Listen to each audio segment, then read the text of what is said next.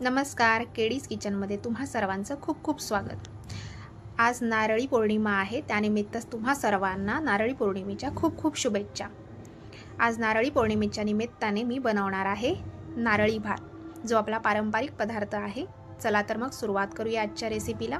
त्यासाठी लागणारं साहित्य आहे नारळाचं दूध, बासमती तांदूळ, तूप, ओलं खोबरं, गूळ, थोडंसं मीठ, बदामाचे काप, दालचिनी, 4 ते 5 लवंग, काळी मिरी आणि वेलची पावडर आणि जायफळ पावडर। चला तर मग सुरुवात करतोय आपण रेसिपीला। मी एक कढई घेतली आहे, त्याच्यामध्ये आपल्याला 2 ते 3 चमचे तूप घालून घ्यायचंय। तूप फार पटकन तापतं। त्याच्यामध्ये घालणार आहोत आपण 4 ते 5 काळी मिरीचे दाणे, लवंग आणि दालचिनीचा तुकडा। त्याचबरोबर तुपावर आपण बदामाचे काप छान भाजून घेणार आहोत आणि ते बाजूला करून त्याच तुपात आपण मनुकेही थोडेसे तळून घेणार आहोत। मनुके नंतर घालायचे, कारण त्याचबरोबर ते पटकन जळले जातात, त्यामुळे ते नंतर घालणार आहोत।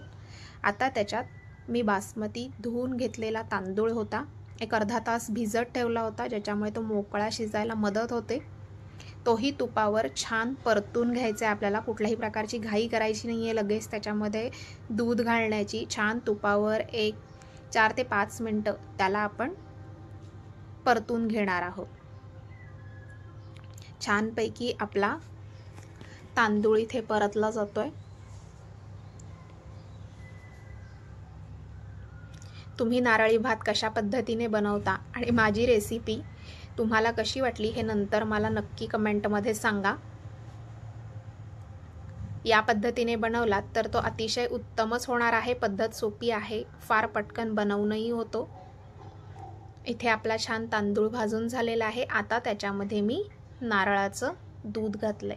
हे पूर्ण एका नारळाचं दूध मी काढून घेतलेलं आहे। पाण्याचा वापर मी कुठेही केलेला नाहीये। पूर्णपणे नारळाच्या दुधातच मी हा भात शिजवून घेणार आहे। इथे लगेच मी मीठ घालायची घाई करणार नाहीये, ते मी नंतर घालणार आहे, कारण नारळाचं दूध घातलेलं आहे। छानपैकी उकळी येईपर्यंत वाट बघायची आपल्याला आणि उकळी आल्यानंतरच तो झाकण ठेवून आपण शिजवून घेणार आहोत, त्यामुळे तो फार पटकन शिजतो। इथे तुम्ही बघू शकता हळूहळू उकळी येतेय।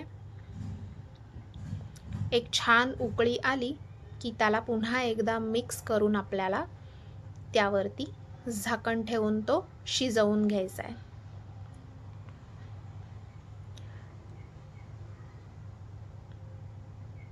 इथे आपण भातावर झाकण ठेवलंय आणि आता आपल्याला तो शिजवून घ्यायचा आहे। एक 5 ते 10 मिनिटांनंतर मी झाकण काढलंय त्याच्यावरचं आणि भात एकदा मिक्स करून पाहणार आहे तो शिजलाय का, की आणखी थोडा वेळ आपल्याला तो शिजायला वेळ द्यायचा आहे।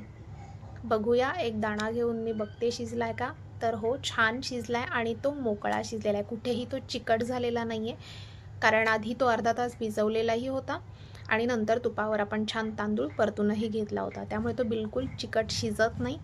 इथे मी एक मोठी वाटी तांदूळ घेतला होता, त्याला एक छोटी वाटी गूळ घेतलेला आहे। तुमच्या घरामध्ये कितपत गोड खातात त्या अंदाजाने तुम्ही जास्त गूळ घातलात तरीही चालेल।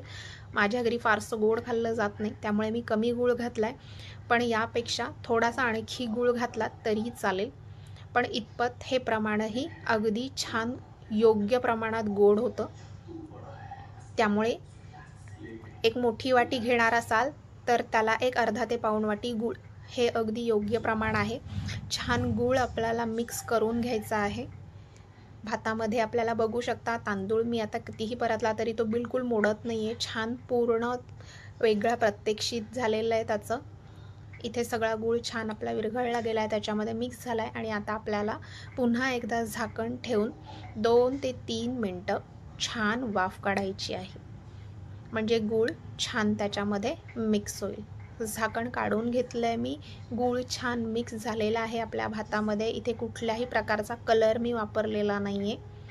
याच्यामध्ये घातली मी वेलची पूड, अर्थातच गुळाचा पदार्थ आहे त्यामुळे जायफळ, आणि इथे मी थोडंसं घालणार आहे याच्यामध्ये मीठ। गुळामध्येही थोडासा खारटपणा असतो, त्याच्यामुळे मीठ मी शेवटी आणि त्याच बेतानं घातलेलं आहे।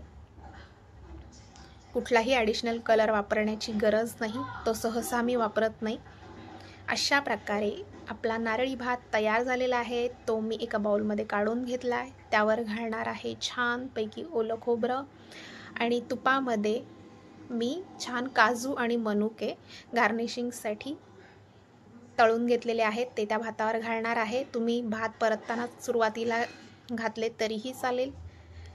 अशा प्रकारे आपला नारळी भात तयार झालेला आहे. बघू शकता छान मोकळा झालेला आहे, कुठेही तो चिकट झालेला नाही आहे. छान सुंदर रंग नैसर्गिक त्याला आलेला आहे. कुठला आर्टिफिशियल फूड कलर आपण वापरलेला नाही. चवीला तर अतिशय उत्तम झालेला आहे. रेसिपी आवडली असेल तर लाईक, शेअर, सबस्क्राईब